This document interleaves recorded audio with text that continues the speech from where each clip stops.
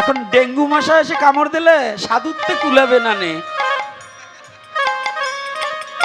আমার কথাগুলো একটু বেরেনে ঢুকাতে হবে। এই যুব সমাজ এবং সনাতনী জাতি যারা আছেন, ভালো করে আমার কথাটাকে একটু ক্লিয়ার করে শুনতে হবে। এই কথাটা আমি বলছি না, গৌরহরি বলাচ্ছেন। জাতির এই ক্লান্তি লগনে এই কথা যদি আপনি হৃদয় দিয়ে শ্রবণ না করেন, একদিন আপনিও ঠকবেন, জাতিকেও ঠকাবেন। এজন্য এই কথাগুলো ভালো ক্লিয়ার করে কানে পেতে শ্রবণ করতে হবে। কি করে? ডেঙ্গু মশা, এডিস মশা নাকি কয়, হ্যাঁ আছে তো। ওই মশায় যদি একজনকে কামড় মারে, ওই মশা যখন আর একজনকে কামড় মারবে, ওই রোগ সংক্রমণ রোগ সবার মধ্যে ছড়িয়ে যাবে। ছড়াবে কিনা? তখনই কি হবে? আমার মানব জাতির অকল্যাণ হবে। এই জন্য যদি ওই যাকে কামড়িয়েছে ওই রুগীকে ধ্বংস করে দেওয়ার পরে, ওই রুগীকে মেরে ফেলার পরে, ওই রুগীকে পুড়িয়ে দেওয়ার পরেও যদি অন্য কারো ক্ষতি না হয়, তাহলে ডাক্তারের নির্দেশনা আছে, সায়েন্স বললেন, বিজ্ঞান বললেন, তুমি ওই একজন ব্যক্তিকে পৃথিবী থেকে সরিয়ে দিয়ে তুমি শান্তি প্রতিষ্ঠা করো। কি করবে? ডেঙ্গু মশা পোষবে না মেরে দেবে? কথা বলেন না কেন? হ্যাঁ, মায়েরা কি বলেন? মেরে দিতে হবে? সাধু হয়ে গেছি তো, এখন কি মশা মারা যায়? এখন একই তো হরিনামের মালা জপ করলেই তো হয়ে যাবে গো। সনাতনী জাতি তো একমাত্র শুধু এখন বর্তমান খালি মালা জপই জানে, আর কিচ্ছু জানে না। গীতা পড়ে, গীতা জানে না, গীতা জানলেও মানে না। তাহলে এখানে আমাদের কি বুঝাতে চাইছে আপনারা ভালো করে বুঝে নেবেন, আমি আর বাংলায় কিছু বলবো না। তাহলে ডেঙ্গু, এইডিস, এই যে মশাগুলা, এই মশাগুলো যদি সমাজের ক্ষতি করে, এই মানব জাতির মধ্যেও যদি এরকম মশা থাকে, ওটাকে নির্মূল করতে হবে, না হলে কিন্তু সমাজ নষ্ট হয়ে যাবে। কি বলো হরিবা? হবে কি না? রাধে রাধে রাধে। আজকে সেই ব্যক্তি অভিশাপকেও যিনি আশীর্বাদের রূপে মস্তকে গ্রহণ করেছিলেন, সে ব্যক্তিকে গো রাধে। চোখ বোঝা যাবে না, সাধুরা কিন্তু চোখ বুঝতে পারবে না। আজকে আমার বাবা তো, বাবা বলি না সব সাধু গো। আরে বাবা আজকে কম দেশে তুলসীর পাতা। জয় শ্রী রাধে। যা বৃক্ষ তো আছে, ঝাঁকি দিলে উপায় নেই। আস্তে মালার সময় মতো আমি ডাকি আনবানে, একটু প্রসেসিং করিয়ে নেই। রুগী আগেই অপারেশন করা যাবে না, যাবে? প্রসেসিং আছে না? হ্যাঁ, আগে প্রসেসিং করে নেই, তারপরে দেখি আজকে রাত নয় গোপালগঞ্জ কাটায় যাব। তাতে কি হয়েছে? ভয় আছে না? আপনারা বসে থাকতে পারবেন তো? রাধে রাধে। তাহলে আজকে সেই ব্যক্তিকে, যে কলির যুগের প্রথম রাজা, তিনি আরে কেহ নয়, তিনি নিষ্ঠাবান, ন্যায়। তাহলে তার দ্বারা এ কর্ম হলো কেন? এটা অনেক কথা, একদিনের পাঠে আমি এত কথা বিস্তারিত আলোচনা করতে পারবো না, কারণ কলিহত জীবের ধৈর্য খুব ক্ষীণ, ধৈর্য নেই, ধৈর্যহারা জাতি। আমাদের এই ধৈর্যটা খুবই কম। হরিকথা শুনতে চাই না। যদি যাত্রা হয় সারা রাত বসে থাকবো, কিন্তু হরিকথায় খালি ঘড়ি দেখবো। রাধে রাধে। এই ব্যক্তি হচ্ছে পাণ্ডুকুলোদ্ভব রাজাধিরাজ মহারাজ মহারাজ পরীক্ষিত, কলিযুগের প্রথম রাজা। তখন এই মোগল সম্রাট এ সমস্ত ছিল না, আকবরের আমল না, তারও অনেক আগে নাকি পণ্ডিত মশাইরা। আবার আপনারা তো আবার ইতিহাস নিয়ে আবার এই যে আজকে পণ্ডিত তিনজন জমকলেরা শনি তিনটেই আইছে। এইবার এই যে দুজন ব্যক্তিকে কেন শ্রদ্ধা জানালাম? এদেরকে শ্রদ্ধা না করে ভাগবত এবং হরিকথায় প্রবেশ করা যায় না। তা আজকে আমরা এনাদের দুজনকে দণ্ডবোধ করে, হরিকথা বলবার যোগ্যতা আমার নেই, আমি কোনো জ্ঞান গুণ বিদ্যা ভজন আমার কোনোটাই নেই, তবে শুনেছি পুরাণে মহিমা ব্যাখ্যানে অসম্ভব সম্ভবে যদি সাধুগুরু বৈষ্ণবের কৃপা হয়। আপনারা কৃপা করবেন, যতটুক সময় বসে থাকি আপনাকে নাহি করি প্রচার যেন সভা কারো মাঝে আমার জাতি, আমার ধর্ম, গুরু গোবিন্দ গুরু গৌরাঙ্গের কথার মধ্য দিয়ে সময়টা অতিবাহিত করতে পারি।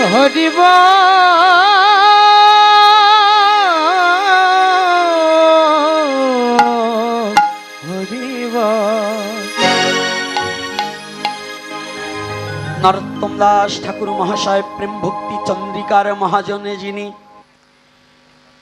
সনাতন ধর্মের বাংলায় যে গ্রন্থ এসেছে সুর ছন্দে পয়ার প্রবন্ধে, এ গ্রন্থের জনক যিনি।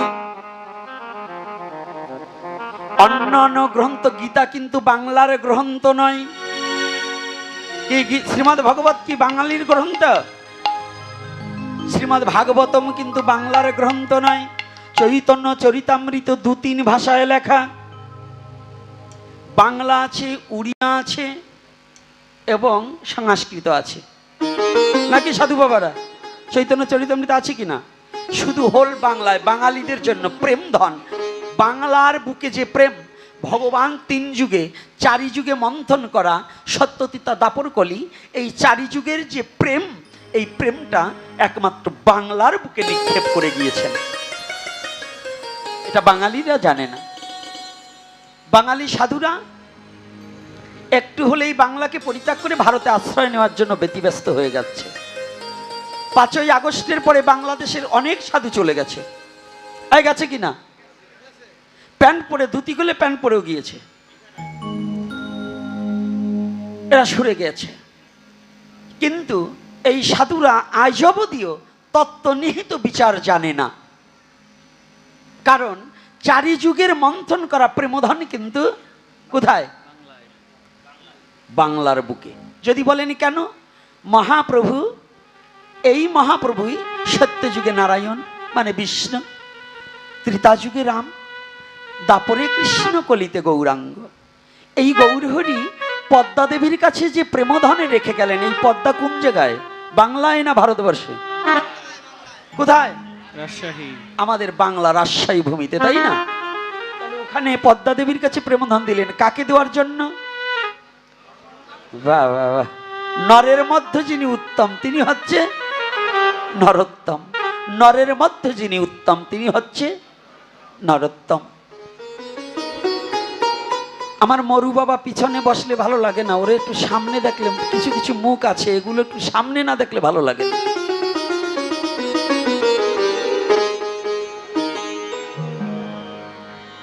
একটা জিনিস আছে কি, আমাদের এই ওড়াকান্দির প্রেমিক কবি অশ্বিনী একটা কথা বলছিল, সবাই তো যে ঠাকুরের কাছে চাচ্ছে, গুরুচাঁদ ঠাকুরের কাছে যে আমাকে এটা দাও ওটা দাও। গুরুচাঁদ ঠাকুর বলছে, অশ্বিনী তুই কিছু চাইলি না? অশ্বিনী গুরুচাঁদের মধ্যে হরিচাঁদকে দর্শন করে বলছে, হরি পুরুক তোমার মনসাদ। জগতে আমার মনসাদ পুরাইতে চাই না, তোমার মনসাদ যেন পূর্ণ হয়।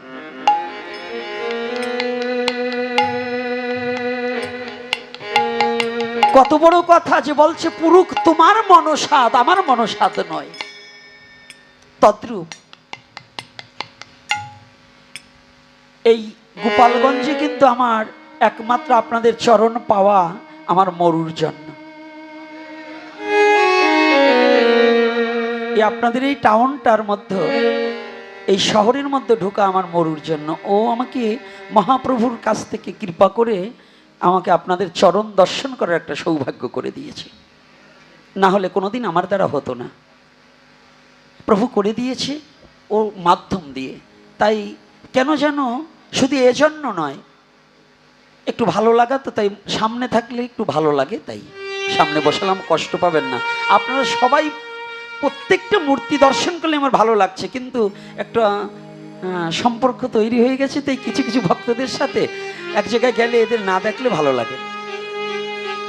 তাই আজকে আসি, এই বাংলায় নরোত্তমের জন্য প্রেমধনে রেখে গেলেন কার কাছে? পদ্মার কাছে। সেই নরোত্তম যেদিন পদ্মায় অবগাহন করতে এসেছিলেন, পদ্মা দেবী জিজ্ঞাসা করেছিলেন মহাপ্রভুর ঠাই, প্রভু তুমি যে প্রেমধন আমার কাছে রেখে গেলে, আমি তোমার নরোত্তমকে চিনব কি করে? আজকের একটা নিহিত তত্ত্ব জেনে যান। আমি বলছি না, মহাজনগত সপন্তা, মহাজনের মুখোন্নেছিত বাণী সারা জীবনে শুনেছেন। সত্যতিতা দাপর অব্দি ভক্তরা ভগবানকে ডাকত, শিষ্য গুরুকে ডাকে। আর জানেন, এই কলির যুগের জন্য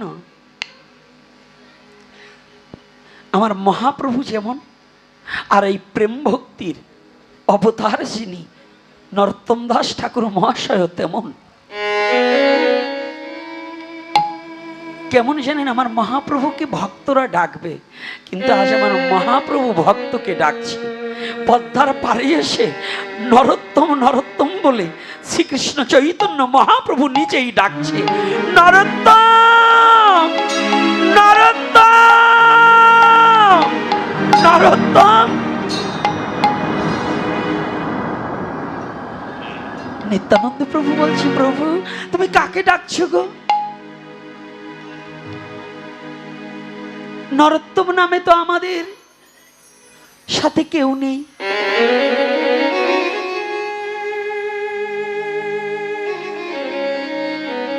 দাদা, নরোত্তম এখনো আসেনি, নরোত্তম আসবে জানো দাদা। সারা জীবন ভক্তরা আমাকে ডেকেছে, আর আজ আমি নরোত্তমকে ডাকলাম কেন জানো? এই বাংলার বুকে যে ধন রেখে গেলাম, আমার নরোত্তম এসে সেই প্রেমধন বাঙালির ঘরে ঘরে প্রচার করে যাবে।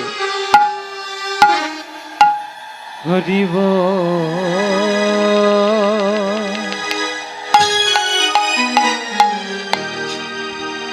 সেই নরোত্তম যাকে মহাপ্রভু পৃথিবীতে আসার আগে ডাকলেন, যে অদ্বৈত প্রভু ভগবান গৌরহরিকে ডেকে আনলেন, সেই ভগবান গৌরহরি নরোত্তমকে ডাকছে। এখানের কথাটা একটু হৃদয় দিয়ে অনুভূতির জগতে নিতে হবে।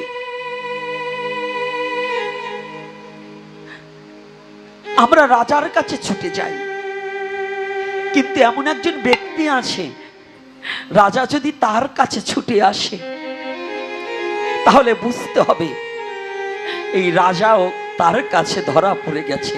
নিশ্চয়ই রাজাও তার কাছে কোনো না কোনো কাজে দুর্বল আছে, তাই না? দুর্বল আছে না? তাহলে ভগবান হয়ে নরোত্তমকে ডাকছে কেন, ভক্তকে ডাকছে কেন?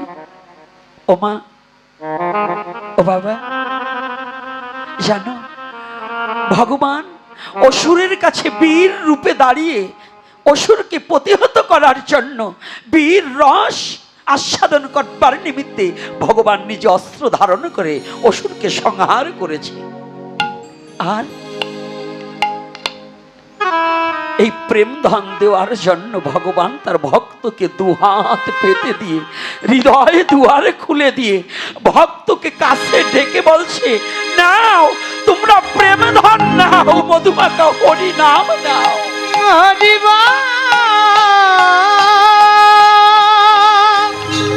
হরিব হরিব। এজন্য সারা জীবন ভক্তের কাছে ভগবান বাধা থেকে যায়। পৃথিবী কোনো রাজা ভগবানকে বাঁধতে পারেনি, কোনো জমিদার ভগবানকে ধরে রাখতে পারেনি, পৃথিবীতে কোনো অহংকারী ভগবানকে ধরে রাখতে পারেনি, কোনো বিদ্বানে ভগবানকে ধরে রাখতে পারেনি, কোনো ধনী ধন দ্বারা ভগবানকে জীবনে কোনোদিন ধরতে পারেনি। কিন্তু আমার ভগবান একটা জায়গায় ধরা পড়ে যায়, যদি হৃদয়ে দুয়ারে খুলে ভগবানকে কেউ চোখের জলে ডেকে ডেকে যদি আত্মহারা হয়ে ভগবানকে জীবনের তরে একবার ডাকতে পারে, আমার ভগবান তার কাছে বাধা হয়ে যায়। হরি বল হরি বল। ভগবান বাধা পড়ে যায়। নরোত্তম এই প্রেম ভক্তির মহারাজ যিনি, জানেন তো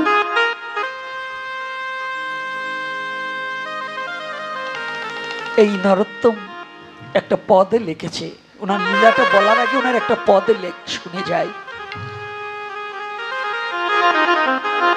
যিনি বিশ্ব চরাচরে অবতীর্ণ না হলে রাধা গোবিন্দ লীলা এবং গৌরী লীলার প্রকাশ এত ঘটত না।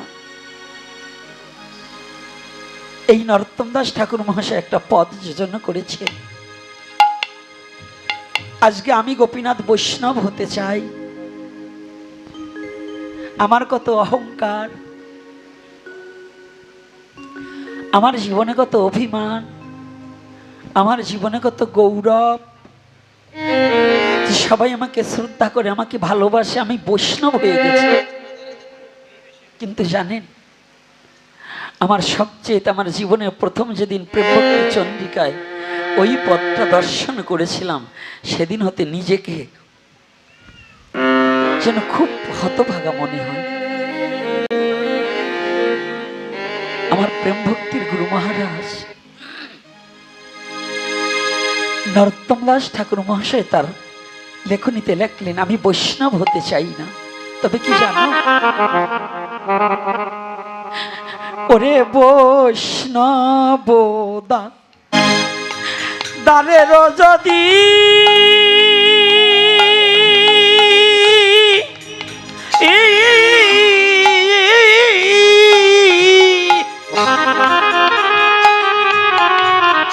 ওরে আমি হইতাম কুকুর,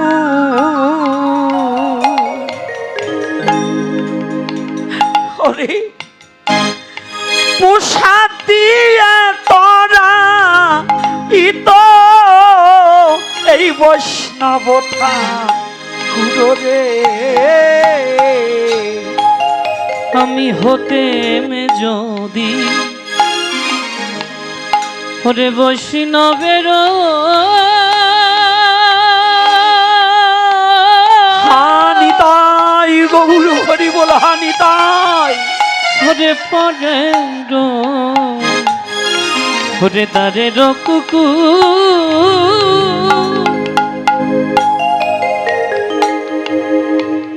কৃষ্ণ প্রসাদ দিয়ে ওরে তোরাই তো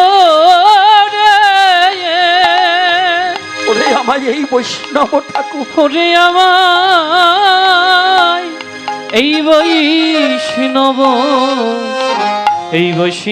ঠাকুর।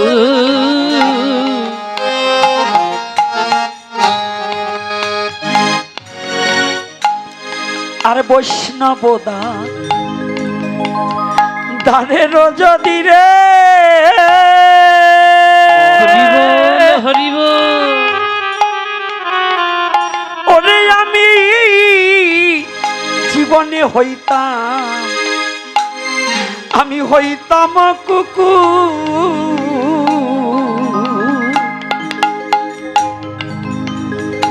ওরে প্রসাদ দিয়ে তোরা ইত বৈষ্ণব ঠাকুর রে,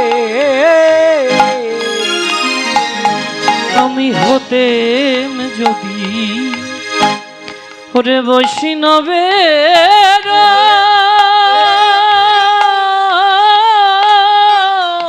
দ্বারের কুকুর, গোবিন্দ দ্বারের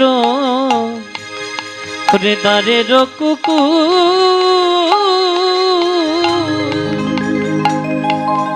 ওরে প্রসাদ দিয়ে তোরাই তো ওরে কৃষ্ণ নামের প্রসাদ, ওরে প্রসাদ দিয়ে তো আমায় বৈষ্ণব ঠাকুর, ওরে আমার তোরাই তো বৈষ্ণব ঠাকুর। আমি মানব হয়ে কি করিলাম, আমি মানব হয়ে কি করিলাম, জগতে মানব হয়ে আমি কি করিলাম, জগতে মানব হয়ে আমি কি করিলাম। ওরে জীবনে কৃষ্ণ ভজন হরি বল। আমি না করিলাম, মানব হয়ে কি করিলাম। ওরে কৃষ্ণ ভজন আমি না করিলাম, আমি মানব হয়ে কি করিলাম। এ বিশ্ব জগতে নরোত্তম দাস ঠাকুর মহাশয়ের কত বড় কথা। দেখুন তিনি কত বড় দৈন্যতা স্বীকার করেছেন জীবনে। দৈন্য কাকে বলে?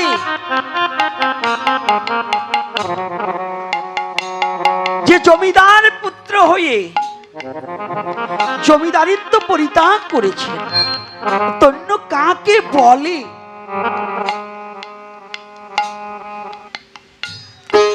আর আমার অভিমানের আসনটাকে আমি জীবনে ছাড়তে পারিনি, আমার অহংকারের আসনটাকে কোনোদিন আমি ছাড়তে পারিনি। আর আমার নরোত্তম দাস ঠাকুর মহাশয় আবারও কি বলছেন? শ্রীকৃষ্ণ চৈতন্য প্রভুর দাসের অনুদাস, সেবায় অভিলাষ মাগে নরোত্তম দাস।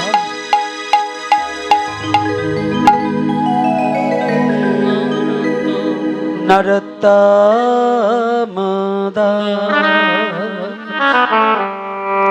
তাহলে কি বলছেন? তিনি কিন্তু মহাপ্রভুর চরণে দাস হতে চাইনি। তিনি কি বললেন? শ্রীকৃষ্ণ চৈতন্য প্রভুর দাসের অনুদাস, সেবা অভিলাষ মাগে। আর আমরা কি মাগি? আমি কি? আমি সরাসরি প্রভু হয়ে যাচ্ছি, আমি প্রভুর দাস হয়ে যাচ্ছি, আমি ভগবানের দাস। অহংকার করে কি বলি? আমি অন্য কারো দাস নই, আমি ভগবানের দাস। আর এখানে আমার মহাজন বললেন কি? আমি ভগবানের দাস হতে চাই না, আমি দাস হতে চাই কার? যে শুদ্ধ ভক্ত তার দাসের দাস হতে চাই। রাধে রাধে। কথাটা কিন্তু একটু হৃদয়ে পরশ করলে জীবনে আমাদের অনেক উপকার হবে। এই পাশটা কথা বলা হয় কেন? এই পাশটা কিন্তু কথা বলা হয়। বাবা কাছে তো একটু কানে আসে, কথাটা একটু কৃপা করে শ্রবণ করুন। যে কথাটা কোথায়? এটা মানব জীবনের কয়েকটা বেদি আছে। এই অহংকার, বিদ্যার গৌরব, জাতের গৌরব, ধনের গৌরব, রূপের গৌরব, কুল, মান, প্রতিষ্ঠা, এগুলো আমাদের এক একটা বেধি। আর এই বেধির নির্মূলের এই হচ্ছে মহাজনের ঔষধ। রাধে রাধে। এই কথাটাকে স্মরণ করা মানে কি? আমার মনের মলিনতা কিছু কিছু আস্তে আস্তে দ্রবীভূত হয়ে যাবে। নীতি কথা তো বলবো, নীতি কথা বলার আগে একটু ভক্তি মার্গের দুটো কথা বলতে হয়। তাই এই কথাটা বলার আগে আসুন আমরা একটু রাধা মাধব কীর্তন করে আমরা আবার লীলার মধ্যে প্রবেশ করি, নাকি? রাধে রাধে।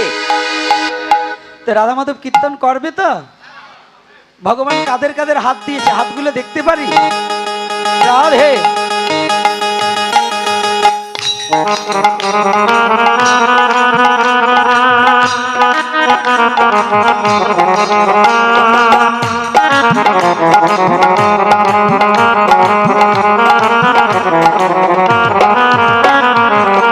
ভগবান যাদের কৃপা করে দুখানা হস্ত দিয়েছে,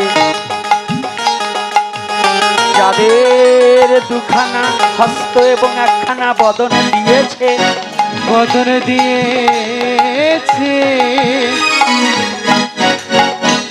আজ অলসতা পরিত্যাগ করে বদনে রাধা মাধব কীর্তন করিব,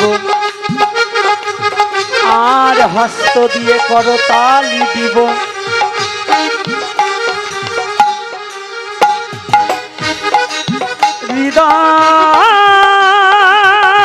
হৃদয় খুলে হরি নামে করিব করিব,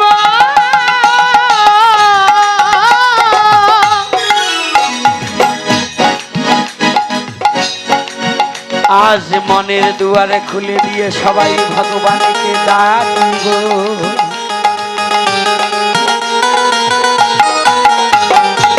কি ডাকবো তো? সবাই রাজি তো?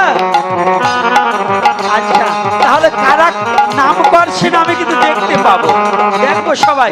আজকে যারা সনাতনী আছে সবাই মিলে মনের দুয়ারে খুলে দিয়ে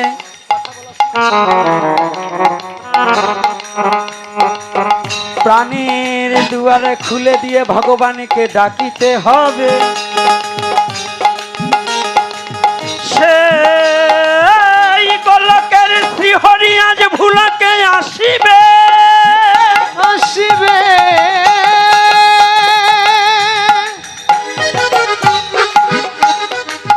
যদি আমরা সবাই মন খুলে ডাকিতে পারি, আসবে কি না?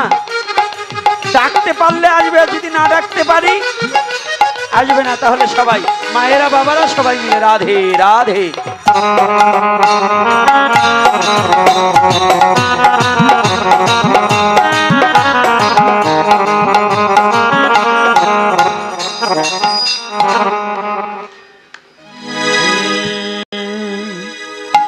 জয় রাধা মাধব, জয় কুঞ্জ বিহারী, জয় রাধা মাধব,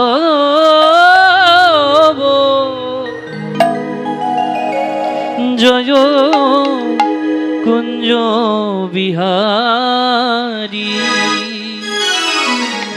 জয় গোপী জনবল্লভ, রাধে রাধে, জয় গিরিবর ধারী, জয় গোপী জনবল্লভ, জয় গিরিবর ধারী, জয় রাধা মাধব, জয় কুঞ্জ বিহারী,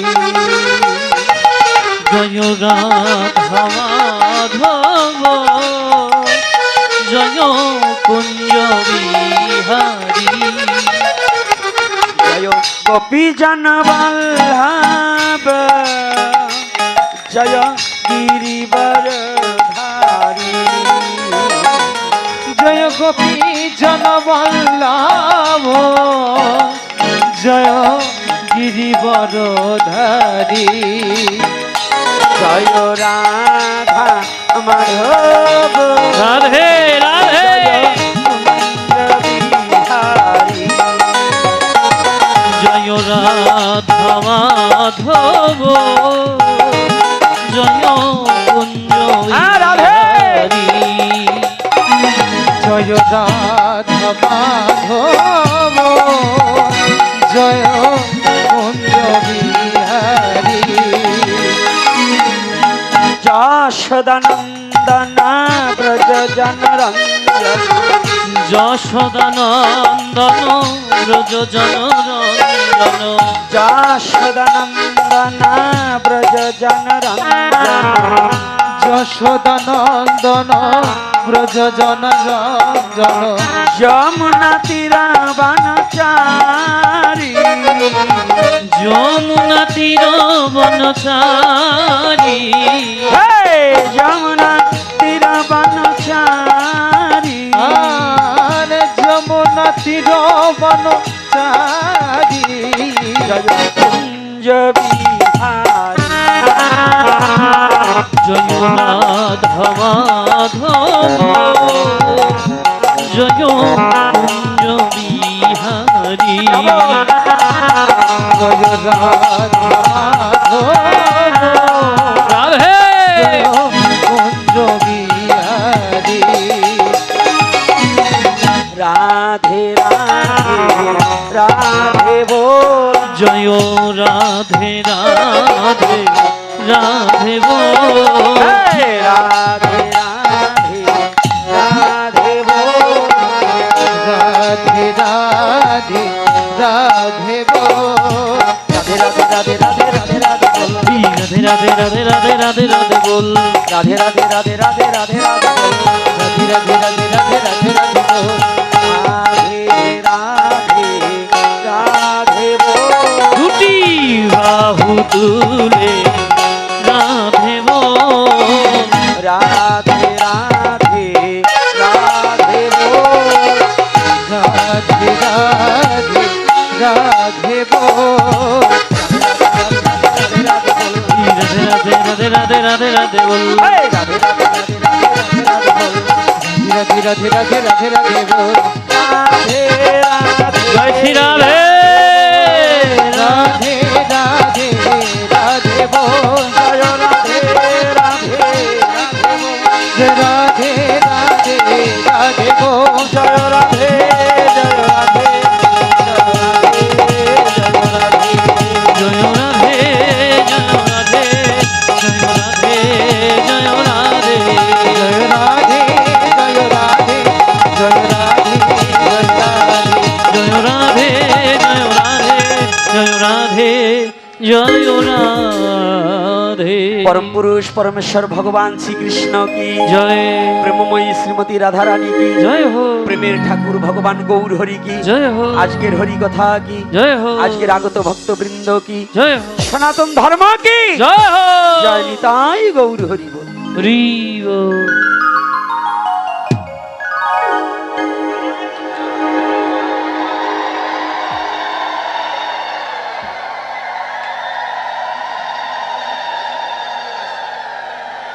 যাক রাধে রাধে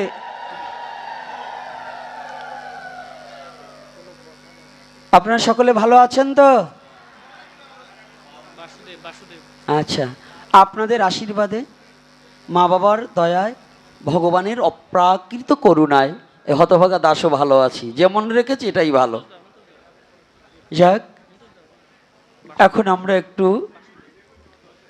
যে কথাগুলো আমি বলছি আবার লীলায় যাব কিন্তু মাঝে মাঝে আমার একটু অভ্যাস জাত স্বভাবের দোষ তো যায় না জাতক দোষ কি সহসা যায় যায় না এই জাতক দোষ আছে আমার সে কথাগুলো একটু ভালো করে আস্বাদন করি বাবা তাড়াতাড়ি মালা দিয়ে সাধুদের দাও হ্যাঁ এখন হলো মালায় জ্বালা জয় শ্রী রাধে মায়েরা ভালো করে কথাগুলো নিজেদের প্রতি কিন্তু খেয়াল রাখতে হবে অনেক মায়েদের কিন্তু খেয়ালগুলো হারিয়ে গেছে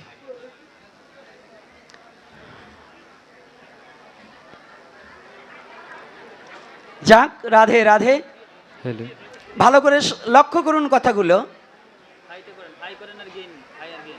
আজকের কথাটা একটু জাতীয় পরিচয়টা করিয়ে দিয়েছি প্রথম এরপরে পরিচয় পত্র শুধু থাকলে হবে না ধৈর্য সহকারে কথাগুলো আস্বাদন করতে হবে হরি বল তারপরে আমাদের শুধু গুরামি থাকলে হবে না গুরামি থেকে বেরিয়ে আসতে হবে এই হরিকথার মধ্যেও আমাদের কিছু গুরামি আছে হ্যালো আজকে একজন বাংলার বুকের আরে ভারতবর্ষে যদি হাতাতে যাই এখন পশ্চিমবঙ্গের যত মহাপুরুষ আছে তার বৃন্দাবনেরও যত মহাপুরুষ আছে আদি অন্ত বাঙালি বেশি রূপ সনাতন হইতে মহাপ্রভু হইতে বাঙালির ঘরেই জন্ম বেশি কার ঘরে মহাপ্রভুর আদি পিত্রালয় কোথায় এই কথা বলেন না কেন শ্রীহট্ট এখন বাংলায় বলে সিলেট আচ্ছা তাহলে মহাপ্রভু আমাদের কি না মহাপ্রভু কাদের বুঝছেন এখন তো আমাদের বলছেন একটু পরে যেন বেকায়দায় পড়িয়ে যান না আচ্ছা ঠাকুর অনুকূল চন্দ্র কোন জায়গার বাঙালি রূপ সনাতন কোন জায়গার বাঙালি বলি ভূগর্ভ গোস্বামী কোন জায়গার বাংলার লোকনাথ গোস্বামী কোন জায়গার অদ্বৈত প্রভু কোন জায়গার গদাধর প্রভু কোন জায়গার শ্রীবাস পণ্ডিত কোন জায়গার শুধু একজন রে পাইনি ও হারাই পণ্ডিতেরও আদি পিত্রালয় হরি বল হরি বল তাহলে আমরা বাংলায় এত প্রেমের খনি এত ভগবানও বাংলার অথচ বাংলার লোকের দুঃখ যায় না কেন জয় নিতাই কি হলো বাবা ছাউন্ডটা কিন্তু না অবশ্যই আর আমার মরু বাবারে বলবো এরপর ওই অতটুক কাজ আনলে হবে না, একটু আমারে আনতে হলে একটু বড় মিক্সার আনতে হবে। হ্যাঁ হ্যালো, কারণ ওই দরে আটায় চলেছে আর আটায়, আর মনিটরটা একটু আনতে হবে। এরপরে যদি কখনো চরণ দর্শনের সৌভাগ্য হয়, দাদা মাস্টার তাহলে সবগুলো বাড়া। বাংলার বুকের সবগুলো এত দুঃখ কেন? অর্থাৎ এর একটা কারণ আছে। এর কারণটা হচ্ছে এই,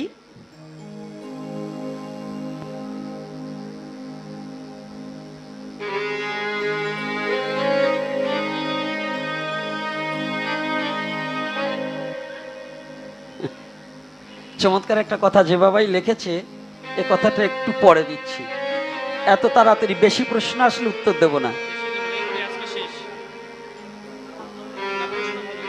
এই দুটো প্রশ্ন এক, দুটো প্রশ্ন এক এসেছে, হয়তো যে কোনো বাবাই দুজনের মনের ভাব এক। চমৎকার কথা, কথা চমৎকার। আমি কে? আর একজন লিখেছে আমি কে, কোথা থেকে এসেছি, যাবই বা কোথায়। চমৎকার। একটু পরে আপনি কে এত তাড়াতাড়ি হবে না, ক্যানভাসাররা আসে না, তারা ঔষধ ধরিয়ে দেওয়ার পরে নিয়ম বলে সবার শেষে, কারণ নিয়মটা বলে দিলে সে চলে যাবে। তো হরি বল, আমরাও ক্যানভাসারের তে কম নয়, আগেই আপনার প্রশ্নের উত্তর দেব না, যদি শুনতে হয় বসে থাকতে হবে। প্রশ্নের উত্তর এত তাড়াতাড়ি হবে না নাকি? তো এইবার ভালো করে আগে শুনুন, আপনি কে পরে বলবানে, আপনিও কে আর আমিও কে, এটা পরে সম্বন্ধে আলোচনা, এটা একান্ত জানবার বিষয়, সবার প্রয়োজন আছে, তবে পরে। তাহলে এই বাংলার সম্পদ আমাদের, এটার কারণ মুরগি পোষেন না আপনারা? না না না, এই মুরগি পোষেন কি না? না না, এখানে নাই। যতই না করো আছে। সনাতনী জাতি বাবারে ত্যাগ করতে পারবে, ছেলে মেয়ে ত্যাগ করতে পারবে, স্বামী ত্যাগ করতে পারবে, তবু মুরগি পোষা বন্ধ করতে পারবে না। কথাটা বুঝতে পারছে? হরি বল, হরি বল। এ জাতের কিছু ধারা আছে, ওরা একবার যদি বাঁকা হয় না, ওরা আর সোজা হবার চায় না। তাই দেখুন, এই মুরগি দিয়ে আপনাদের আজকে বকবো না, শুনুন। মুরগি আপনি পুষবেন, ডিম পাড়াবে আপনার বাড়িতে, বাজারে নিলে খাবে কে? দারোগা বাবু খায় কে? আরে কথা বলেন না কে সাধু বাবা?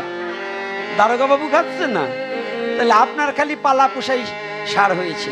তাই বাঙালি জাতির ঘরে ভগবান এসেছে, বাঙালি জাতির ঘরে প্রেম ধন দিয়েছে, কিন্তু সেই প্রেম রসে হাবুডাবু খাচ্ছে বিদেশিরা, বাঙালি শুকনো কাঠের ঘষাঘষি করছে। যদি বলেন কেন, যে দেশে জীবনে হরিনাম ছিল না, নিতাই গৌরকে চিনত না, মদ মাংস নারী ভোগ করা, যাদের এনজয়টাই নারী দেহটাকে ভোগ করাই যাদের প্রধান লক্ষ্য ছিল, সেই রাশিয়া, চীন, জার্মান, ইংল্যান্ড, জাপান, যে দেশেই বলেন, অস্ট্রেলিয়া, ফ্রান্স, হ্যাঁ, সিঙ্গাপুর, এই যে দেশেই বলেন, আজকাল সৌদি আরবেও ইসকন মন্দির মানে কৃষ্ণ মন্দির হয়েছে, হয়েছে কিনা? আচ্ছা, যে দেশে কোনো কিছু ছিল না সেই দেশে হয়ে গেল, তারা হরি নামে পাগল হলো, তারা হরি নাম করে ধুলাই গড়াগড়ি যায়। এই বাঙালি ভদ্রলোকরা 3 টাকার প্যান্ট পরিয়ে প্রণাম করতে লজ্জা পায়। বলেন কপাল পোড়া কারা?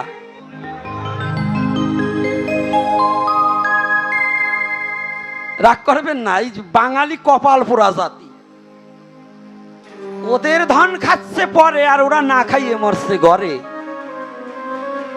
কষ্ট পাচ্ছেন নাকি বাবারা? আমার কথা কিন্তু একটু ব্যতিক্রম।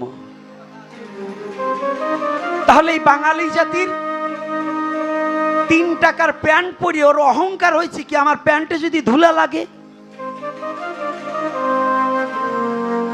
আর জানেন, বিলিয়ন বিলিয়ন টাকার মালিক ভাঙার বুকে অনেক কয়েক বছর আগে, তখন মুরারি বাবা বাংলার বুকে ঢোকেনি, ঢুকলেও সিলেট ওই অঞ্চলে ঢুকেছিল, ওই ব্রাহ্মণবাড়ি আমাদের এই ফরিদপুরে ঢোকেনি। তখন এসেছিলেন ঈশ্বরপ্রকাশ দাস ব্রহ্মচারী, অস্ট্রেলিয়া থেকে, বিভাগীয় ইঞ্জিনিয়ার, একজন বিদেশি ফরেনার।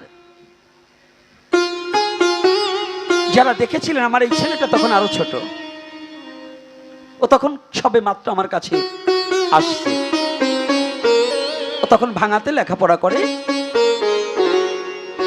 ওই সুচ্ছিরি পুরুষ, অত বড় শিক্ষিত ব্যক্তি, যে একজন বিভাগীয় ইঞ্জিনিয়ার অস্ট্রেলিয়ার বুকে, সেই ভাঙার মাটিতে এসে ওই কালীবাড়ির ওই এত ভক্ত দেখে সে ভুল লুণ্ঠিত হয়ে ওই ধুলাহার মাঝে নিজের ওই শ্বেত বর্ণ অঙ্গ কান্তিখানা গড়াগড়ি দিয়ে গৌর নিতাইকে স্মরণ করছে আর বলছে, মহাপ্রভু যদি না হতো তাহলে আজকে এই বঙ্গভূমিতে আমাদের কোনোদিন এই বৈষ্ণবের চরণধুলি আমার অঙ্গে মাখত না।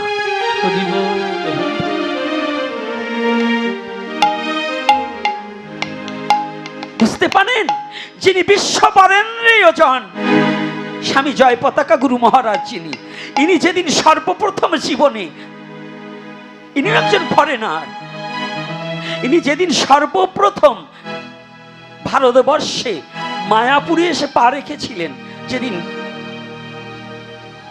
হেলিকপ্টারে নেমেছিলেন, সেদিন এই পা দুখানা আগে মায়াপুরে দেয়নি।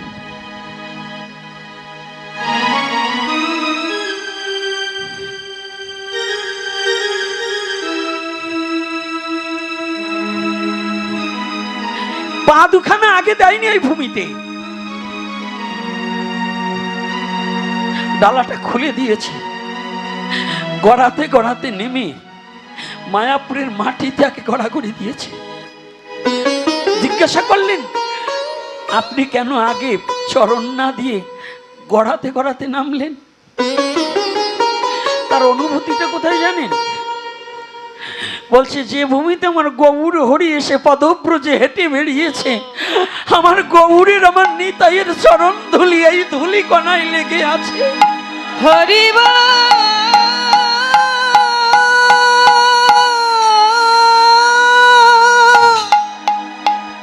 হরি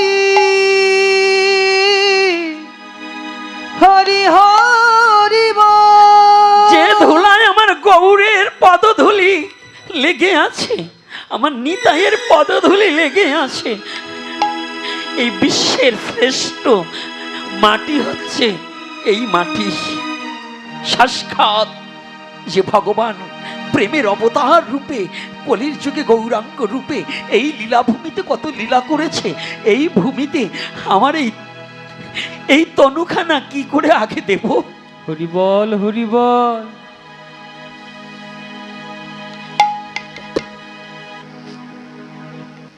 আমার এই তনুখানা কি করে দেব? আমার এই পা দুখানা দিয়ে কি করে আমার এই তনুখানা, মস্তকখানা দেওয়ারই তো অধিকার নেই।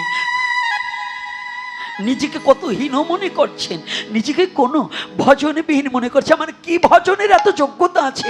আমার জীবনে এমন কি সাধনা আছে যে আমি গৌরভূমিতে গড়াগড়ি দেব? বিশ্ব বরেণ্যজন,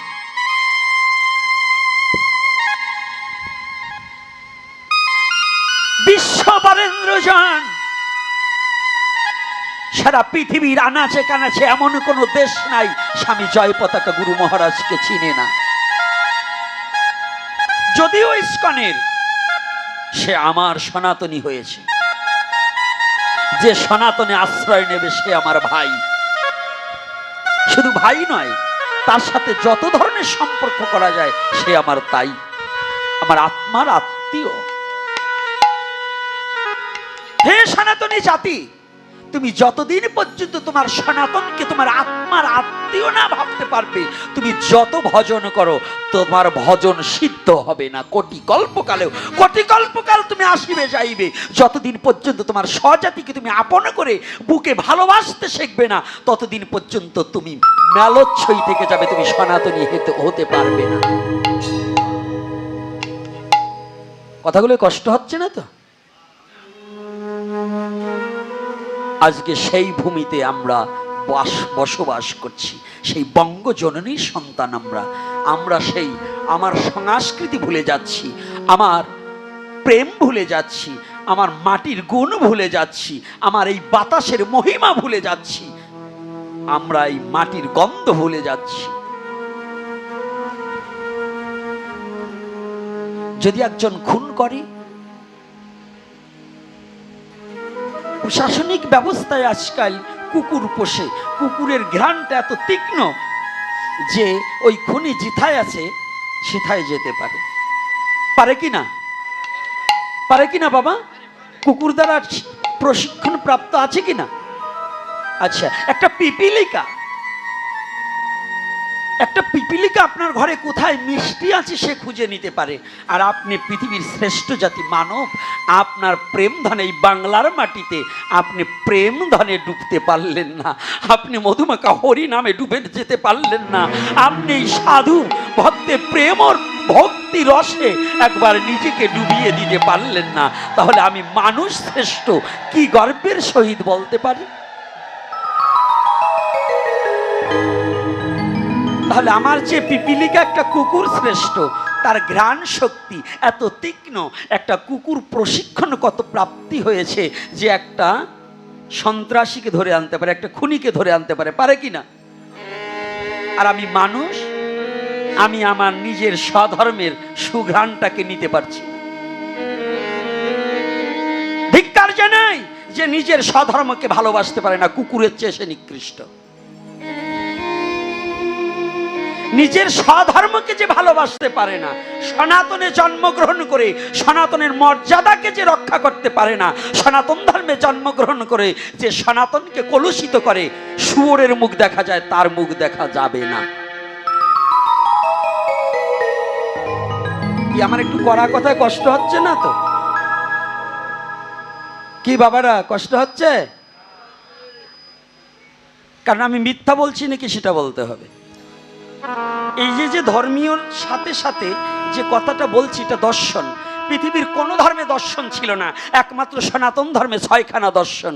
আজকে এই গোপালগঞ্জের বাড়িতে অনেক শিক্ষিত ভদ্রলোক আছেন, আমি জানি অনেক জ্ঞানীগুণীজন আছেন। দেখবেন পৃথিবীর আপনারা স্কুল কলেজ ভার্সিটিতে যে দর্শন পড়েন, এ দর্শন কিন্তু সনাতনী দর্শন না। সনাতনে 6টা দর্শন। সেটা কি কি? আদ্য, মধ্য, কাব্য, ন্যায়, সাংখ্য, পাতঞ্জাল। এই 6টা দর্শন নিয়ে সনাতন ধর্ম আদিতেই পৃথিবীতে এসেছে। আপনাদের এই প্রাকৃতিক ওই স্কুল কলেজ ভার্সিটির ওই দর্শন পড়ে সনাতন ধর্মকে উপলব্ধি করা যাবে না। সনাতন ধর্মকে উপলব্ধি করতে হলে সনাতনী দর্শনের উপরে আপনার শুধু পিএইচডি করলে হবে না, আপনার গবেষণা এবং সাধনা করতে হবে। কি কি করতে হবে? গবেষণা এবং সাধনা। বিনা সাধনায় সনাতন ধর্মের তত্ত্ব বোঝা যাবে না। আপনি জানেন তো, আখের রসটা খেতে একেবারে সহজ। এই ভালো করে জানবেন, আপনাদের দুটো প্রশ্ন রইল। আজকে অনেক জায়গায় প্রশ্ন করে, বাবা ছোট কেটে দেবেন। প্রশ্ন করে সনাতন ধর্ম যদি আদি ধর্ম হয়, তাহলে সনাতন ধর্মের জনসংখ্যা এত কম কেন? কি প্রশ্ন হতে পারে কিনা? এটা কি প্রশ্ন আসবে কিনা? আগে আপনাদের ভক্তি মার্গের আমি কে, ওটা হলো আত্মতত্ত্ব। আমি কে, আপনি কে, এটা হলো ভক্তি তত্ত্বের জগতের কথা। তো ভক্তি দাঁড় করাতে হলে পরে শক্তির প্রয়োজন, আর শক্তিকে শক্ত করতে হলে যুক্তির প্রয়োজন। আপনি অযথা শক্তি আর যুক্তি যদি না থাকে, শুধু শুধু ভক্তি পথে গেলে ওই ভক্তি বেশি সময় টিকে থাকবে না। কারণ ঘর দিলেন যদি শক্ত ভিট না হয়, এই বিল্ডিংটা গড়তে হলে যদি আপনার এই পিলিয়ারগুলো যদি শক্ত না হয়, তাহলে কিন্তু কি হবে? ভেঙে পড়ে যাবে না? তা আপনি ভক্তি জীবনে যেতে হলে যদি শক্তি আর যুক্তি না থাকে, তাহলে আপনার ভক্তিটা বেশি সময় দাঁড়িয়ে থাকবে না। কারণ ঝড় আসলে পড়ে যাবে। কোন ঝড়? যখন ব্রেন ওয়াশ করবে আপনার সন্তানকে, তখন আপনার সন্তান যুক্তিও খাড়া করতে পারবে না, নাকে একটা ঘুষিও দিতে পারবে না। তখন আপনার সন্তানের একটাই পথ, ধর্মান্তরিত হওয়া। কি বলুন? যে ছেলে যুক্তি না দেখাতে পারবে, শক্তি না দেখাতে পারবে, আর ভক্তিতে কাজ হবে? ভক্তি দেখাতে গেলে মার খেতে হবে। মার খেতে হবে কি না? এজন দুজন কবি দুটো কথা বলেছে, একটা নজরুল আর একটা রবীন্দ্রনাথ। রবীন্দ্রনাথ বললেন, আমার মাথা নত করে দাও হে তোমার চরণধুলির তলে, সকল অহংকার হে আমার ডুবাও চোখের জলে। নজরুল বললেন, ওনার নাম বিদ্রোহী কবি, উনি বললেন, বলবীর উন্নত মমশির। কোনটা মানবেন? কারটা মানবেন? হ্যাঁ, সনাতনী জাতি একটা মানে আর একটা মানে না। সনাতনী জাতি এই সাধুরা দেখছেন না, আমি এবার কথা বললে সাধু গাড়ে যাবে।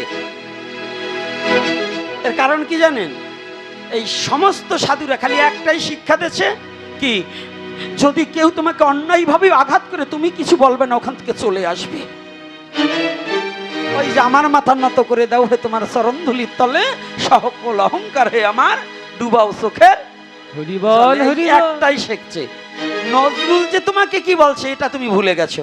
নজরুল বললেন, বলবীর উন্নত মামা, অর্থাৎ নজরুল বললেন তুমি সাহস যোগাও, তোমার হে বীর, যখন তুমি বিপদ দেখবে, বিপক্ষ সৈন্যের সাথে লড়তে হবে, তুমি বীর রূপে এগিয়ে যাও, তখন তোমার মাথা নত করবে না, তুমি মাথা উঁচু করে এগিয়ে যেতে হবে।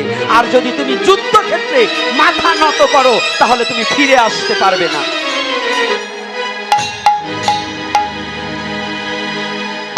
তুমি যদি যুদ্ধক্ষেত্রে মাথা নত করো, তাহলে তুমি মাথা নিয়ে আর ফিরে আসতে পারবে না।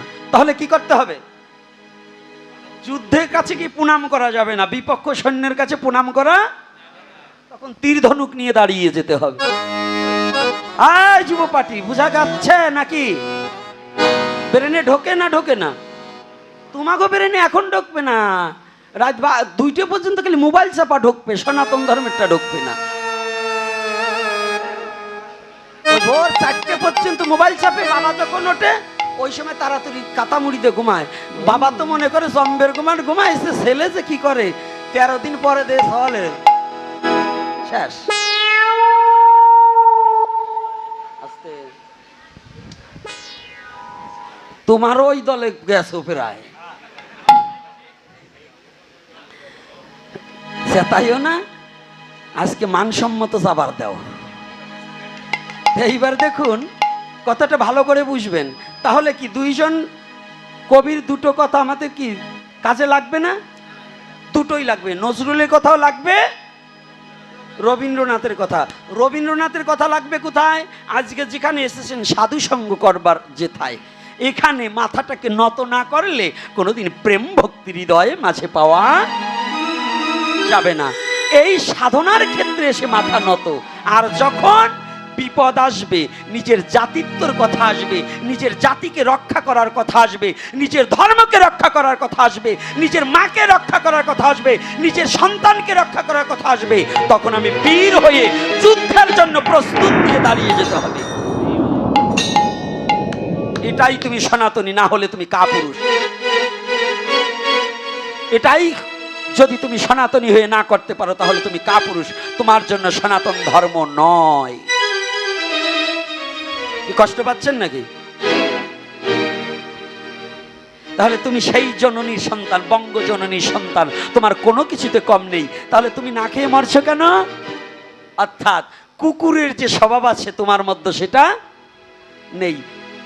একটা পিঁপড়ার যে ঘ্রাণ শক্তি আছে তোমার মধ্যে সেটা নেই। কারণ এই বাংলার মাটিতে আজ অবধি মহাপুরুষের জন্ম যত হচ্ছে, এটা বাংলা থেকে কম। ভারতবর্ষে সাধনার স্থান বটে, কিন্তু বাংলার মাটি কম নয়। এটা তো বাংলাদেশ হয়েছে কয়দিন ধরে? 53 বছরের বাংলাদেশ। এই 54 বছরে পাও দেবে নাকি? কত বছর? 53 বছর হয়ে গেছে, 54 বছরে পা দেবে। এই কদিনের বাংলাদেশ, এটা কিন্তু বাংলাদেশ ছিল। তাহলে যখন মহাপ্রভু আসছে তখন কিন্তু বাংলা ছিল না। তাহলে এই মাটিটা কিন্তু খুবই পবিত্র মাটি। আর এই মাটিতে তুমি জন্মগ্রহণ করেছো, এইটাই পরম সৌভাগ্য। তাহলে পালাবার চেষ্টা না করে একটু বাঁকা হয়ে দাঁড়াও। কথাটা বুঝতে পেরেছেন? আমার কথাটা কি কি মরু বাবা, এনে কি এবার লস হয়ে গেল নাকি? এখন গোপীনাথের নিওয়ায় কমিটিরা ভয় পায়। হ্যাঁ, এই যে আমি যা বলি এতে বলে ভয় পায়। ওরে শালার জাতি, চামড়া মোটা জাতি রে, এই কথায়ও যদি ভয় পাস তো এর দাঁড়াবি কবে? হ্যাঁ, এই চামড়া মোটা জাতি আর কবে বোধগম্য হবে? এখনো যদি দাঁড়াতে না পারো নিজ পায়ে, পরের পায়ে আর কতকাল দাঁড়াবা? নিজ পায়ে দাঁড়াবার জন্য প্রস্তুত নাও। নিজের পায়ে হাঁটতে শেখো, পরের পায়ে নয়। সনাতনী ভিক্ষাবৃত্ত জীবন নয়, সনাতনী জমিদার পুত্র নয়, মহারাজার পুত্র, অমৃতস্য পুত্রয়া। প্রশ্ন করেছে আমি কোথা থেকে আসছি? অমৃতধাম থেকে এসেছি। আমরা কোথা থেকে এসেছি? অমৃতস্য পুত্রয়া। আমরা অমৃতধাম থেকে বিশ্ব জগতে অমৃতের পুত্র এই বিশ্ব জগতে ছুটে এসেছি। ঈশ্বরের অংশকলা স্বরূপে চিদাকাশ থেকে এই চিন্ময় জগতে। পুতুল পূজা করে না হিন্দু, কাঠমাটি দিয়ে গড়া মিনময়ীর মাঝে চিন্ময়ী হেরে হয়ে যায় আত্মহারা। আমি সেই সনাতনী, আমি অমৃতস্য পুত্রয়া। অমৃতধাম থেকে এই মত্তলোকে এসেছি। তো মত্তলোকে এসেছি কেন? মত্তলোকে কর্ম কি? মত্তলোকের কর্ম কি? কেউ কটা চুল রাখলাম, কেউ তুলসীর মালা, কেউ আষাঢ় মালা, কেউ ওই রুদ্রাক্ষের মালা, হ্যাঁ, এই নিয়ে খালি লাফালাফি করে দলাদলি করা, এগুলো কোনো এই জগতের কর্ম নয়। এ জগতের কর্ম হচ্ছে একটাই, আমার স্বরূপ তত্ত্ব জানা। স্বরূপ কি? আমি কে? প্রশ্ন করেছে আমি কে? আমি অন্য কিছু নয়, আমি চৈতন্য বিভু। কি করে হলো? এক জায়গায় বলেছে জীবের স্বরূপ হয় নিত্য কৃষ্ণ দাস। আর এক জায়গায় কি বলেছে? এখানে বলছেন মহাপ্রভু কি বলেছে? আপনাদের মতো এরকম প্রশ্নটা সনাতন গোস্বামী মহাপ্রভুকে করেছিলেন। চৈতন্য চরিতামৃত তার প্রমাণ দিয়েছে। সনাতন গোস্বামী, সনাতন জানেন তো, আমার মতো মূর্খ নয়। সনাতন গোস্বামীর চরণের একটা ধূলিকণা সহস্র ভাগ করলেও তাহার বোধগম্য আমার মধ্যে প্রকাশ পায়নি। এই সনাতন গোস্বামী তৎকালীন সময় হোসেন শাহের আমলে, হোসেন শাহের মন্ত্রী ছিল, তাও যেন তেন মন্ত্রী না, কি না, অর্থমন্ত্রী, কোষাধ্যক্ষ, কোষাগারের দায়িত্বে ছিলেন। তাহলে একজন অন্য ধর্মের লোক, সে অন্য ধর্মের লোককে এত বড় দায়িত্ব দেয়, তাহলে কত বড় জ্ঞানী আর কত বড় সৎ লোক না হলে কি তাকে দায়িত্ব দেয়? বাবা দেবে? এই সনাতন গোস্বামী জিজ্ঞাসা করেছিলেন কে কে আমি, আমি কার, কেন হেন এত তাপত্রয়? তিনটা প্রশ্ন, কে আমি, আমি কার? ভালো করে জেনে নিন, কে আমি, আমি কার? মহাপ্রভু উত্তর দিলেন। সনাতন গোস্বামীর প্রশ্নের উত্তর জানেন? ইদানিং আমাদের অনেক রকম কথা হয়।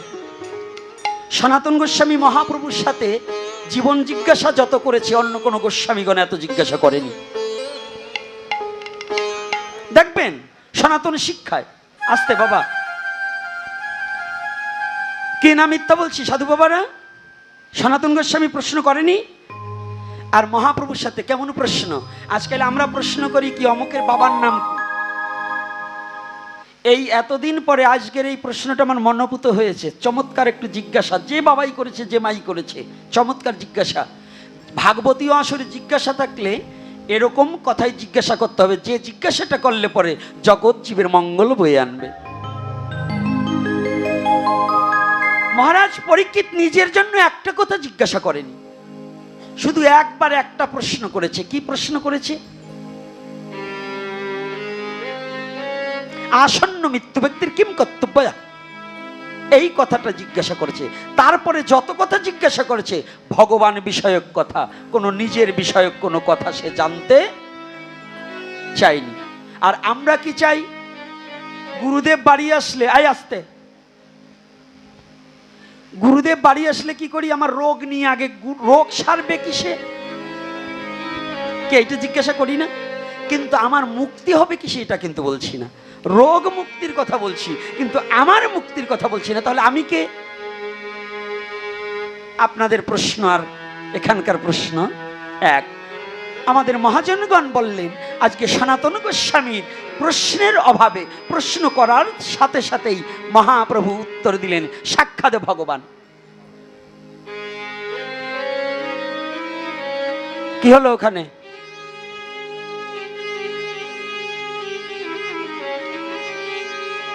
সাক্ষাৎ মহাপ্রভু। আজকে ভগবানের কথাটা শুনুন, এ গোপীনাথের কথা নয়, কোন সাধুর কথা নয়, এটা সাক্ষাৎ ভগবানের কথা। গৌরহরিকে যে মানে, সনাতন ধর্মে বাঙালির ঘরে জন্মগ্রহণ করে গৌরকে যে মানে না, ও তো মানুষের মধ্যেই পড়ে না।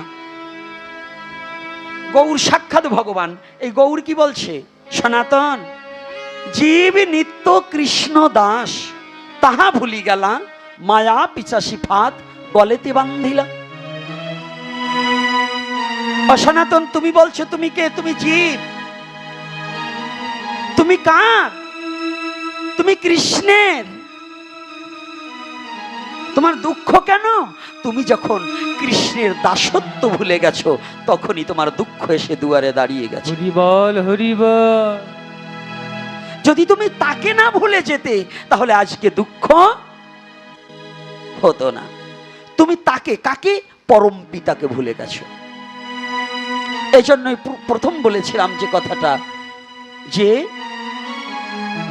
পিতৃদহী পাতকীর হয়, জন্মে জন্মে তাপ। জগতের পিতা কৃষ্ণ, তাহে যে না ভজে বাপ, পিতৃদহী পাতকীর হয়, জন্মে জন্মে তাপ। এক জন্মে নয়, জন্মে জন্মে দুঃখ। আমি সনাতন ধর্মে জন্মগ্রহণ করেছি, অন্য কোনো ধর্মে নয়। যেটা আমার ধর্মে, জন্মিবার পরে মৃত্যু আছে, মৃত্যুর পরে আবার জন্ম আছে। আছে কি না? তাহলে আমি এই জন্য বলছি,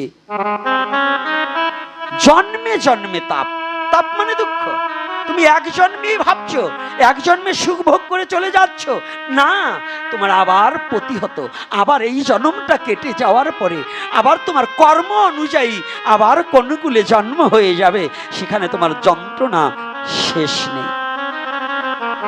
কেমন দুঃখ! শুধু মানুষ হলেই দুঃখটা চলে যাবে না। আপনাদের এই বাজারে মিষ্টি দোকান আছে না? বাজারে কুকুর আছে না?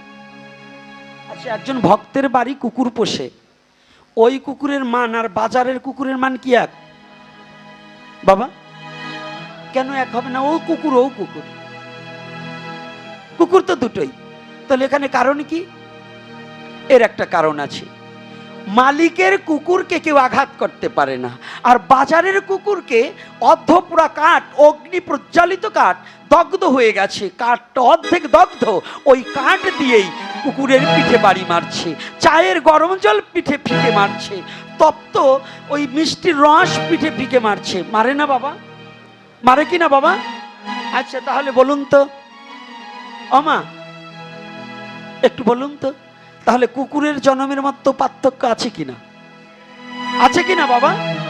তাহলে আমি মানুষ হলেই হবে না, যদি ওই কুকুর কুলে জন্ম দাও তাতে আমার কোনো দুঃখ নেই। নরোত্তম দাস ঠাকুর বললেন, কুকুর কুলে জন্ম দাও, কোনো দুঃখ নাই, আমি যেন ভক্তের বাড়ির কুকুর হতে পারি। হরি বল,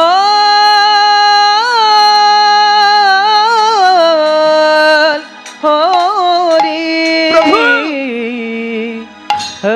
আমাকে মানুষ কুলে পাঠিয়েছো বটে, কিন্তু যে মনুষ্য কুলে পাঠালে পরে তোমার সেবা হয় না, তোমার ভজন হয় না, তোমার যজ্ঞ ভজন করতে পারি না, তাহলে আমার চেয়ে পশুকুলি শ্রেষ্ঠ। তাহলে আমি কে? আমি জীব।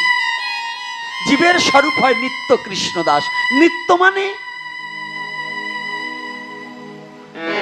মানে কি? প্রতিদিন নিত্য যুক্ত উপাস্যতে, শ্রীমদ্ ভগবদ গীতার এই উক্তিটা শ্লোকে আছে কি না? নিত্য যুক্ত, প্রতিদিন যুক্ত। তাহলে কেমন এই যুক্তটা? কেমন? এক পাত্র থেকে অন্য পাত্রে তৈল ধারার মতন। এক পাত্র থেকে অন্য পাত্রে যখন তৈল ঢালা হয়, তাকে কাঁচি দিয়ে ছেদন করলেও যেমন ছেদন করা যায় না, আবার সে এক হয়ে যায়। তদ্রূপ তুমি হাঁটিতে চলিতে বলিতে খাইতে শুইতে শ্বাস প্রশ্বাসকে তুমি ভগবানের প্রেমে যুক্ত থাকো, ভগবানের ভজনে যুক্ত থাকো। তুমি যেন যুক্ত ছাড়া যেন তুমি মানে ছিন্ন হয়ে যেও না। তাহলে এই যে যুক্ত, এই যুক্তটা আমরা কতটুকু? আপনাদের সাধু হতে হবে না, আপনাদের আমাদের মতো মালা গলায় নিতে হবে না এতগুলো, আপনাদের এত কিছু করতে হবে না। আপনারা দোকান করবেন, কৃষি কাজ করবেন, ব্যবসা করবেন, চাকরি করবেন, তাতে সনাতন ধর্মের কোনো ক্ষতি হবে না। কিন্তু একটা কথা কি জানেন,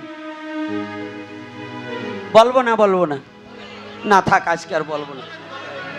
হ্যাঁ, আর একটু বলবো তো? ভাবছেন নাকি না বলিয়ে যাব? লোভ না থাকলে বলা যায় বাবা? যার ক্ষুধা না থাকে তাকে খাবার দিলে খাবারটা অপচয় হয়, তাই না?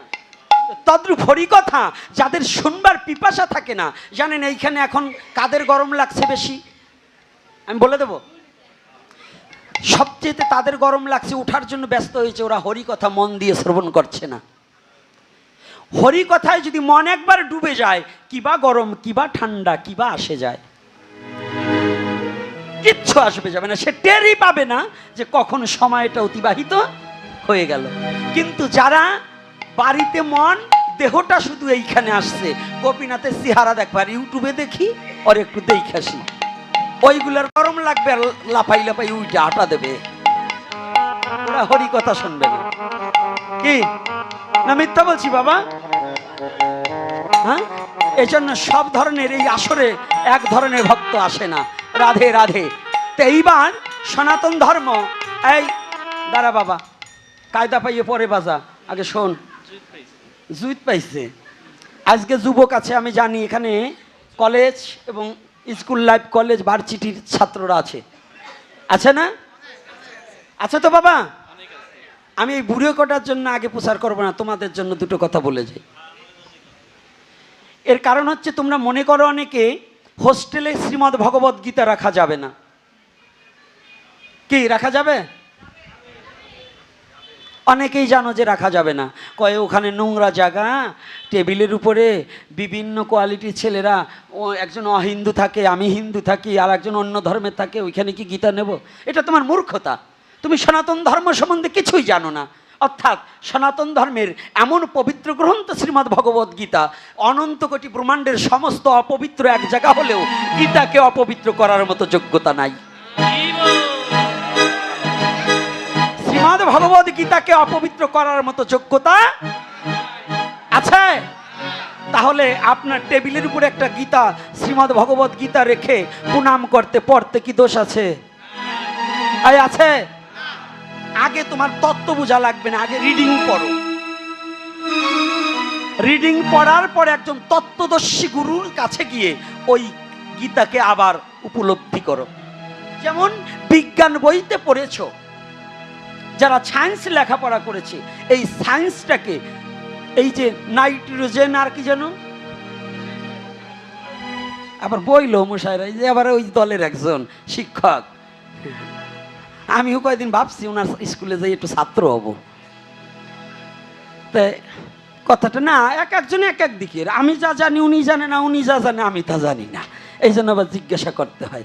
তো এইবার দেখুন কি করছে, এইটা কার কাছে গিয়ে জানতে হয়? এই বিজ্ঞান প্রক্রিয়া একজন শিক্ষক আছে কি না? জীববিজ্ঞান যে পড়ছে, আচ্ছা জীববিজ্ঞানের জীব কত প্রকার ওইটা জানা যায়। এখন যে আর্টস নিয়ে আর কমার্স নিয়ে পড়ছে, কমার্সের ছাত্রকে যদি একটা জিনিসের এই জ্যামিতি কিংবা অন্যান্য কিছু ধারণা দেবার হয়, একটা ব্যাঙের কয়টা কোষ থাকে, ডিম্বাণু থাকে, কি থাকে, এইটা জিজ্ঞাসা করা হয়, বলতে পারবে? পারবে? পারবে না। তাহলে ওটা জানতে কার কাছে যেতে হবে? বিজ্ঞান স্যারের কাছে, তাই না? ম্যাথের স্যারের কাছে নাকি? তো ম্যাথের স্যার ছাড়া তো জানা যাবে না। তো গীতা শুধু পড়লে হবে না, গীতাটাকে জানতে হলে এই গীতা তত্ত্ব যিনি উপলব্ধি করিয়াছে, তাৎপর্য নয় শুধু, গীতার শুধু অনুবাদ নয়, গীতাকে যিনি আত্মতত্ত্বরূপে গ্রহণ করিয়াছে, সেই রকম একজন সদ্গুরুর কাছে আশ্রয় নিলে এই গীতা কি মূল্যবান সম্পদ তোমাকে আত্মতত্ত্ব জানিয়ে দেবে। হরি তোমাকে জানিয়ে দেবে। গীতায় নাই কি? আসো গীতায় নাই কি? যদি সনাতন ধর্মের মধ্যে কেউ থাকো যে আমি গীতায় এই জিনিসটা পাই নাই, আসো, কবে আসবা? প্রস্তুত। কিন্তু না জেনে বাবা বাজে বোকামি করো না। কারণ তুমি যেখানে যাবে, যে অবস্থায় যাবে, শ্রীমদ্ ভগবত গীতাখানাকে বুকে ধারণ করে নিয়ে যাবে। তুমি ট্যুরে যাচ্ছ, গীতাখানা পকেটে করে নিয়ে যাও। অবসর সময় পেয়েছো, বন্ধুর সাথে ঠাট্টা না করে, মোবাইলে সময় না কাটিয়ে তুমি একটু গীতাটাকে বুকে নিয়ে সঙ্গ করো। দেখবে এই গ্রন্থের মধ্য থেকে তোমার আকর্ষণে তোমার হৃদয়ে গীতাটা জাগ্রত হয়ে গেলে পরে একদিন তুমি নিজেই মানুষ, চৈতন্য মানুষ হয়ে যাবে। শুধু দেহধারী মানুষ নয়, চৈতন্য মানুষ হয়ে যাবে। হবে কি না? বিশ্বাস আছে তো? তাহলে তোমার স্বরূপ তত্ত্ব জানবে। অর্জুন কিন্তু অর্জুনকে এটা জানতে পারেনি, ভগবানের কাছে থেকেও জানতে পারেনি। কেন জানতে পারেনি? যতদিন পর্যন্ত ভগবানের কৃপা না হয়ে, যতদিন পর্যন্ত দিব্য দৃষ্টি দান না করেছে, ততদিন পর্যন্ত ভগবানকে অর্জুন চিনতে। তাহলে তোমার যতদিন পর্যন্ত জ্ঞান নয়ন তো দূরের কথা, জ্ঞান নয়নের দ্বারা ভজন করিতে করিতে দিব্য জ্ঞানের উদয় হবে, সেদিনই সনাতন ধর্ম কি সেটা তুমি জানিতে বুঝিতে পারবে।